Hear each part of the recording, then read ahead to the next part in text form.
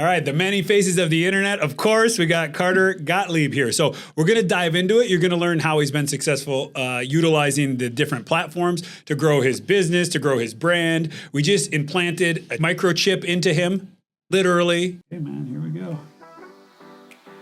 You want to watch? You sure? How would you introduce yourself? Like what, I would say Ben Coughlin creates the greatest jawline in the world. What would you say about yourself? How would you introduce yourself? I mean, there's so many things that I do, but in general, I'm an MD PhD candidate. So I'm going to be a double doctor after I graduate this program. I own a skincare company and I make content on the internet, educational, scientific content. And that's important. I think we have more access to knowledge and information than we've ever had. Mm-hmm. And I think people that really put good scientifically backed information out there, the better, right? So I was just saying my social media is really hurting these days. And I feel like I'm just not putting my effort into the content anymore. I'm really busy operating, so it's a good thing, I guess. But, you put the effort in, it pays off. So you're doing a good job. Yeah. It's definitely hard to manage making content with all of the other responsibilities that I have. And I can't really even imagine you. And that's the thing. So people don't get how much effort those videos take, right? It looks kind of, that's a 2-minute video, okay. But man, it's a lot of effort. I get comments sometimes. They're like, oh, it looks like I could tell you put several hours into this. And I'm like, several? This was dozens of hours. It's a little bit sad.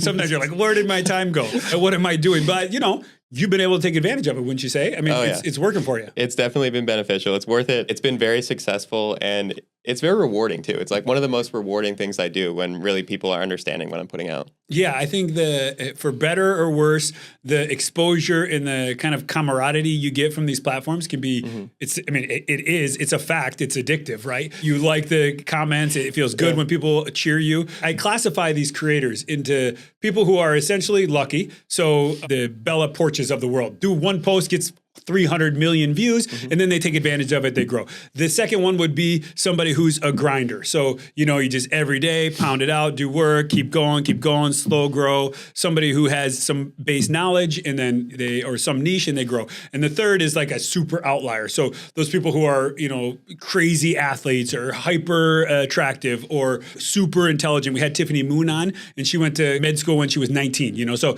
like those people, it's hard to compete with. So I would say you're kind of the last two, right? You've really grinded, you put the effort, you have a lot of this knowledge and information and you're harnessing that to put it out there. Would you kind of put yourself there? Yeah, absolutely. I think most people don't appreciate how much of a grind it was because I've only made 20 TikToks so far and I already have a pretty big audience. I'm already getting to do things like this. But in terms of number of hours I put into the viewership, I think I'm definitely a grinder. Yeah. Yeah. So and I'm a little bit the opposite. I've honestly done thousands of TikTok, not thousands, but I just throw everything at the wall and see how it sticks. So there's different approaches, and you're winning these days. I do think TikTok somehow is rewarding more, insightful content lately. When it used to be a little more trendy. I think that's right. I mean, I think that they are pushing for just longer content in general because it's hard to monetize the short form content. You can't run a 30-second ad in the middle of 15-second video. So I think they are pushing towards longer form content. And can you do 10 minutes? You can if you wanted. Yeah, my longest videos are around what can you do? I think the limit is 30 minutes. Oh, can they? Are they up that high now? Yeah. Jeez. So they're trying to compete with YouTube. Yeah. They're kind of compete with YouTube. I haven't seen many 30-minute TikToks, but one of mine was over 8 minutes and it did pretty well. So. Yeah, I think, and when you're giving real information, you're hooking them and keeping them, and there's an art to it. All right, good. So, and tell us more about your skincare line. And how this came about, and your goals, your long-term goals with this. So I started making skincare in 2017, mostly just for myself because I wanted to include the active ingredients that I was interested in. I was also making a hair growth serum. It's working. Yeah. And so that was one of my first successful products, but I just got around through word of mouth. So the people that used my hair serum, they grew more hair. People wanted to get on it. And it's mostly just been word of mouth and selling to my private clients, and also do bespoke skincare. So if someone has a particular need, then I can adjust the formula just for them. Okay. And so I have a lot of clients in the entertainment industry. And then for my main brand now, I've released my first mass market product, which is called Slug Plus, and it's a slugging product. So I'm a big fan of slugging, which is... I heard I did some research. I listened to another podcast he was on.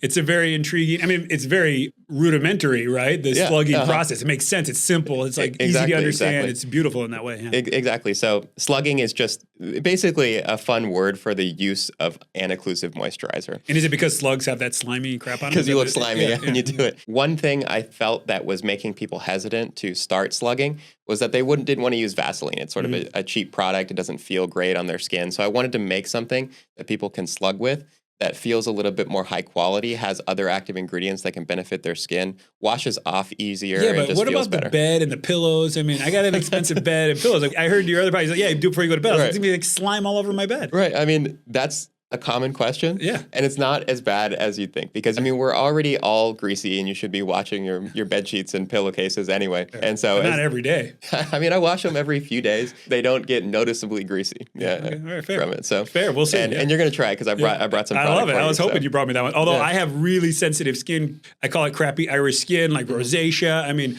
I have to be really careful with what I put on my face. It's annoying, you know. If I get a massage and they touch my face, like I get all red and blow up the next day. So see, those are my perfect clients. And when I've had my bespoke skincare company, and that's sort of how I was able to make such good products so quickly, is because a lot of my clients would have sensitive skin and they can give me immediate feedback. And because I was the same person talking to my clients as the one doing the formulation in my lab, I could iterate so quickly to make formulas that really worked for the most amount of people. There's something intriguing about you. You know, normally you go to med school or whatever, med school, PhD school or, program. Then you go to residency, then you go to fellowship, then you practice and become super famous like me. And then you create a skincare line. So like, dude, why do you need to go to med school or why do you need to finish your program? Like, screw it. Why don't you just like make skincare and like move to the beach or something? I mean, I don't know. I feel like the medical education is going to continue, like it's going to continue to give me more insight into designing the best formulas and giving the best information, right? Because now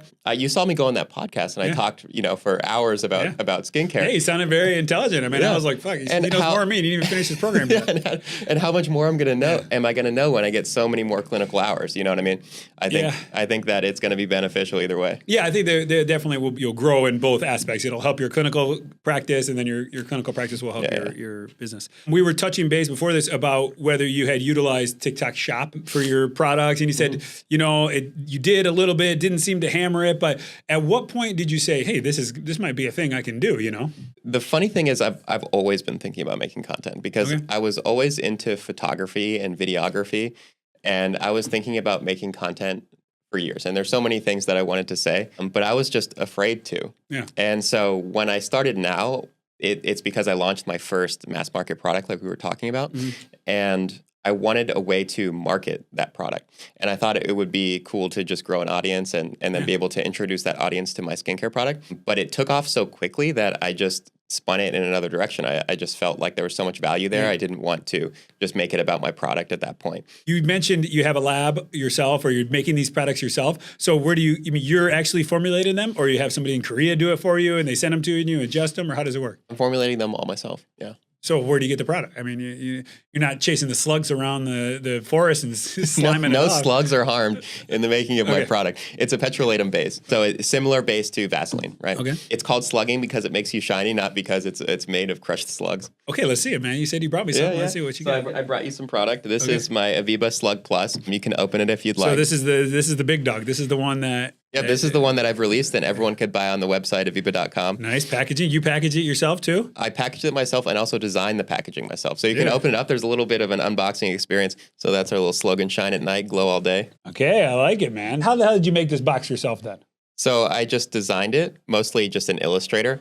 And then I contacted a company in China to make this box. And I told them I wanted this insert and I wanted, it to be exactly like this.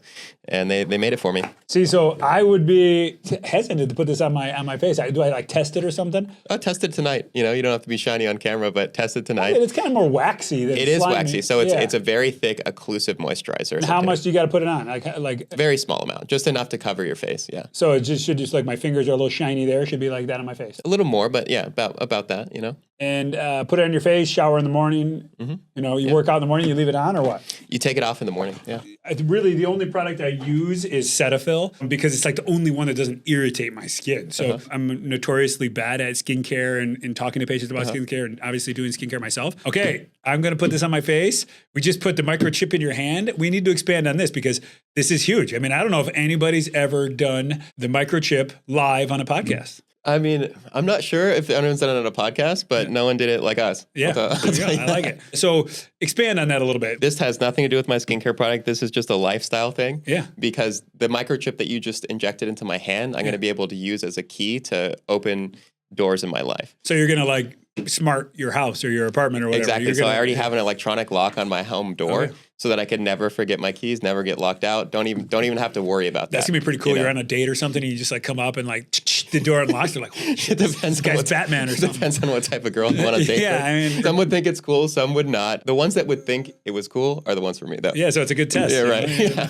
Okay, that's interesting. So the kind of cyborg style of things does kind of leeway us or connect us into a large part of what the podcast is evolving into. Or I don't even know if I call this a podcast. It's like a informational discussions. But I've coined this term Elgar Beauty. If you Google it, I mean, it's only me. And the reason I did that because it kind of shows you how AI works and how these algorithms work. So I'm the only one who talks about it. If you ask it who created it, it's me. And it encompasses intersection of algorithms and beauty standards. And now with the generative AI, you know, I think Coca-Cola just came out with a video. Did you see this commercial? I posted on it yesterday. They have their entire Christmas commercial, all AI people. You got to watch it. There's not a real human in the video. So it's. Did they advertise it as such? They didn't, or it's like people are kind of coming out and like, you know, hating on them. Yeah. And it's all AI, no real actors, nothing. So there's some legitimate sources predicting that by the end of 2025, 90% of the content we see of humans in advertisements on TV, on billboards, is going to be somehow AI manipulated, if not fully AI created. That's crazy, you know? The concerning thing is that a lot of these things can't be real. Like you were talking about on the news program that I saw, how the AI, like photo editing apps will often make people's eyes bigger. Their eyeball bigger, which is just not. It's like a Disney character. I mean, it doesn't do it to that degree, so people don't see how outlandish it is. But then if I'm like analyzing it with them, it makes their eyeball bigger. It shrinks down there, so their eye to chin relationship is higher. You know, so.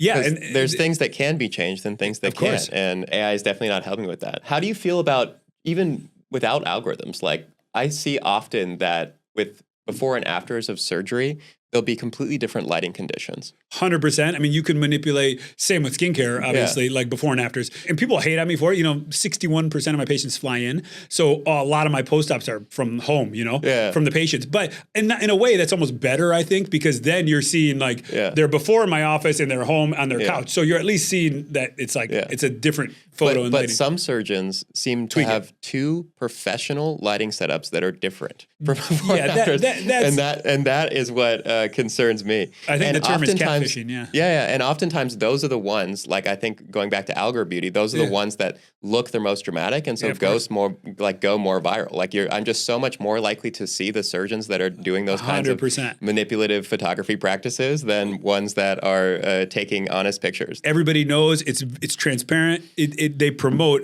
extreme outcomes, right? Standard is boring. It doesn't get the clicks. It doesn't do that. So me bringing up this, I'm actually writing a book. It's coming along pretty good, actually. It's to increase people's transparency and the literacy on this AI stuff. I mean, I think it's developed so quickly that it kind of, for many of us, happened quicker than we realize. So we're seeing these things, again, particularly these young people. I'm talking like, 9, 10, 11, 12, 15. They're not going to have seen this process develop, and it's just going to be like, holy moly. Yeah, exactly. And I'm scared because I'm someone who's very into photography and videography. And so it's pretty, at least at this point, usually obvious when something is manipulated or AI.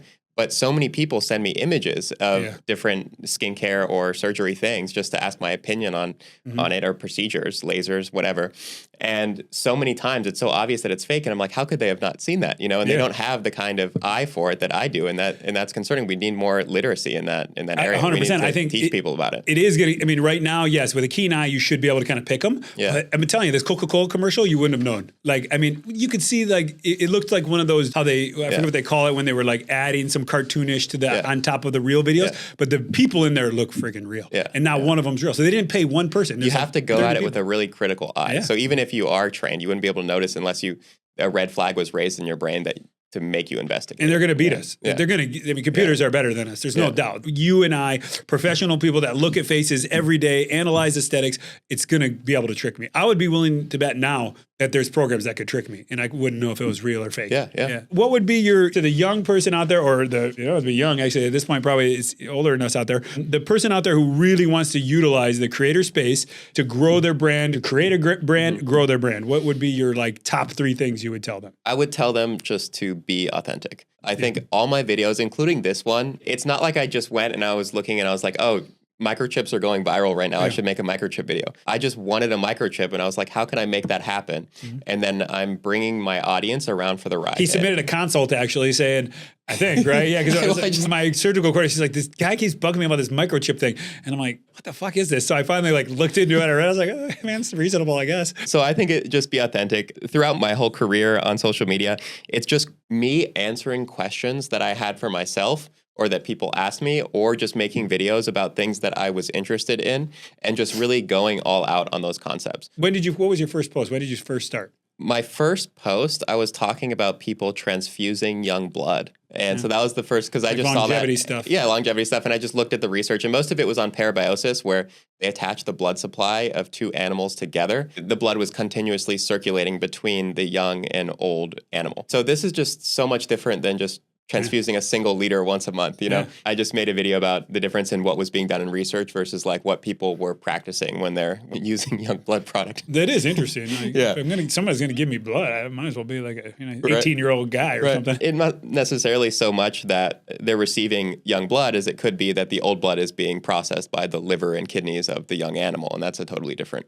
a different thing. And so I think there's been a little bit more research beyond that. But in general, I always like to point out the differences between what people are saying that a product or service or procedure does and like what the research actually was, you know? Okay, Carter, anything else you want to touch on? All right, Dr. C, I'd like a consultation. I'd like you to tell me what you would do to change my face. How can I improve myself? Because one time someone commented on a video demanding that I get buccal fat removal. Ooh, did they really? There was a scene where I was washing my face and I was smiling so my cheeks were big. And the funny thing was that I thought the same thing when I put that clip in, and then someone commented. So they hit me right in the spot where it hurt. So that's the thing. I normally tell people, number one, if it ain't broke, don't fix it. Right. So a lot of people come to me and say, hey, doc, what would you do to me? And I say, first you pick what bugs you. If you're a young, fit guy, and if you really feel like your face is rounder than you want it, buccal fat's reasonable. Forget about that comment. Okay. What do you think would be the top things that you would change? I gotta look at you again here. Yeah, let's take a look at each other. In you, I swear, I'm not just being nice because we're on camera. I really would just place a little bit of structure probably. I'll probably even do that before I did buckle in you. I tell you, make your cheekbone pop a little more because that gives the peak. It'll make the valley look a little deeper. Put a little structure deep down onto your chin. You got really good lips. Do you have any lip filler? I do not. Okay, I get a lot of comments about it. Yeah, what's your background? My background? Yeah, like what's your heritage? Like what are your parents? German. Okay, yeah. So, it looks like Hispanic, some African American. There's something that your lips look, you have nice lips. So because of that, you could tolerate a little more jawline if you want. What happens when people think their face looks rounder than they are, oftentimes the mandible is just a little bit smaller. Like the people that don't see me, they have that. They're all stretched out. So those people that are heavy and have a good jawline are old and they still have a good jawline, typically their bone structure is like kind of outstanding. They're a little bit of an outlier from that perspective. And we use the lips, we use the nose, we use facial thirds, facial fists. There's all these cephalometrics we use to line things up. So for a real consult, I would print your photo, we'd look at those things. I'd tell you what I think you can tolerate to get you the better aesthetics that you want. But it's a long process, the consultation. We really need to first dive in to make sure our aesthetics line up, So you just need little tweaks, nothing big. All right, so you learned how Carter is continuing to grow, but has really taken advantage of the whole platforms, the whole social media landscape. He's one of the many faces of the internet. At this point, many of us are, but I think he's one of those that is doing it right. So stay tuned to his content. Check out say your website. Aviva.com. So Aviva is funny. For a while, I thought your last name was Aviva. I was looking through my email to find the email, and I was like, Carter Aviva. I couldn't freaking find it, but it's not. So Aviva is a word that I made up that means evidence-based. To use as a shorthand with my clients, they'll ask me something like, is red light therapy Aviva? But the reason why you thought it was my name was because when I started making content, like I said, I was really scared. It was hard for me to talk to the camera, but So I decided I was going to be a character of myself called Aviva Carter. And I just used the name of the word that I made up and the business because it sounded kind of like it could be a first name. Yeah, and Carter Carter's could be a common name. last name. Yeah, I like so it. I called myself Aviva Carter, and just putting like just a little bit of distance between myself and like the person on camera just made it so much easier for me to talk to the camera. So those little tricks like that I did to overcome my fear.